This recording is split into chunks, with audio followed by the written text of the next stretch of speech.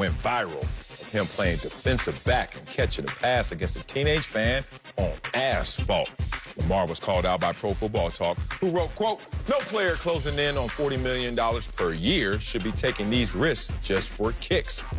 Lamar responded Wednesday tweeting, "It's better to have the kids out there having fun than playing with guns and bleep.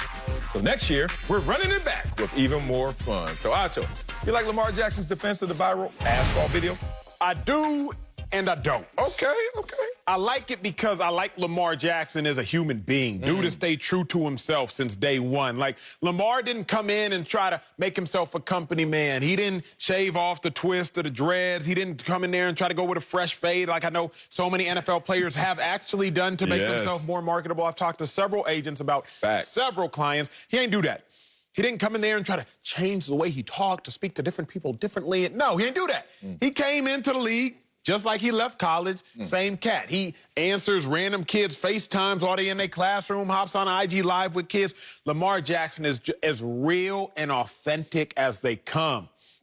Lamar Jackson's train of thought cell is like, look, it's gangs, it's violence. When I was growing up, sports, drugs, violence. Those were the options. I'm trying to make sure they choose the right option like I chose. However, don't drown yourself trying to save somebody else. That's the only little bit, the aspect that I don't like is don't drown yourself trying to save someone else. And that's the only potential dilemma here. Because Lamar Jackson, the reason they care to play the game of football with you on the court is because you play the game of football professionally. It's because you're Lamar Jackson, the unanimous MVP. I could go onto a concrete asphalt court right now and ain't nobody trying to play with your boy because I wasn't all that special. So Lamar Jackson, if you cease to be Lamar Jackson the Great, those games are not going to exist as they continue to. How do you cease to be Lamar Jackson the Great? By getting hurt. It all comes back down to getting hurt. So hopefully we are on the back end of the COVID-19 pandemic, but assuming we are not, we all had to learn that when a loved one contracts the virus, do what you can to support them. Uber Eats, leave them some water outside their door, leave them some food if you need to, some flowers, a card. But you might not want to get into the room maskless and be all up close and personal because you don't want to drown yourself. You don't want to infect yourself while trying to tend to the needs of somebody else. I love the intention of Lamar Jackson. Kudos to him for that.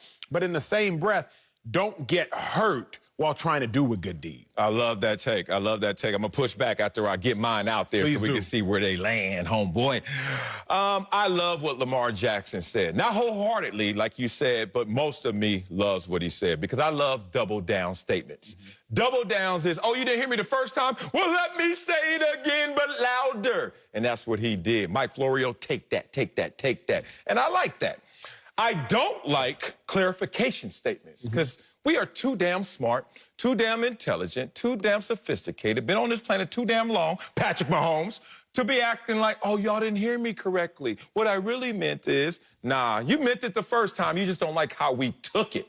So I like Lamar Jackson for doubling down. I'm going to be there again. Now, here's the part I don't like, which leads me a little to push back on your take. Let's not act like in the hood, the only options are wake up in the morning, play on the asphalt with Lamar Jackson, or go rob and kill somebody or get killed. I hate that, because that was the narrative for me growing up. And that's why I had to weave around narratives, around individuals who believed in the stupid narratives, that was the only options we had. And I talked to the mayor of Compton so many times because this was something I wanted to highlight with Compton, because Compton just got glorified and known and synonymous with violence. And I was like, you know what I mean?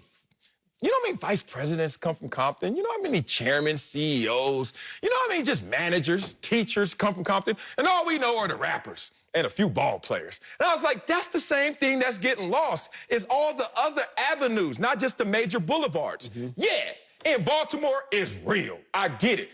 But even between how real it is in Baltimore, there's an A student, there's a kid who's going to Harvard, there's a kid who's like, look, I'm gonna walk and weave around all these narratives that this is all we can do, violence or play ball. And that's the only thing I want to push back on Lamar Jackson. Now, to your point, don't drown, as the lifeguards say. Go out there to save them, but both of y'all better not drown. So if they don't want to be saved, it's on you. I love the fact that he is engaging in the 3 T's. The 3 T's is time, talent, treasure. You have to give all 3, hopefully. You do it. I see it all the time. And I do it as well. Now, you can pick the times where you pick time, talent, or treasure. He's using talent in this one right now, right? And he's giving them his time. Respect. But also, in that time, you can also help them navigate into a mindset that there's more to do than being on this asphalt playing football or being out there being a victim or having a victim mindset about what surrounds you and circumstances. But all things considered, I respect what he said because he doubled down and said it with his chest. And let's preface with this, because now we can almost pivot to the aspect of it's hard to ever condemn somebody for doing a good thing. And that's what it seems like. It seems like, in theory, we come up here, how y'all nitpicking Lamar Jackson for giving back to the hood. It's not even that. It's just there's a more efficient way to do a good thing. There always is. So you don't know this because I came on the show during a pandemic. Every summer I go to Nigeria on medical mission trips with my family. 40 doctors and nurses with Living Hope Ministries. We go there. We do roughly $2.5 million free medical work. Finally, we built a hospital. After several years of doing it, I realized we be doing a lot of stuff inefficiently. Like, just as far as navigating the crowds in, navigating the crowds out, we should probably sort the lines outside before bringing people inside and then asking, hey, what do you need as they go through triage? Let's bring them in based upon their needs. There's a more efficient way to do good. Yeah. That's all we talking about here with Lamar. At least that's all I'm talking about here with Lamar is like, there's a more efficient way. Even if he still is going to subscribe to the aspect of, well, at least for me growing up, the cats I knew didn't go on to be teachers, managers, vice presidents. The cats I knew went to the league or they went to Bang, et cetera, et cetera. Lamar, you can still be out there on the field, but just be the all-time quarterback.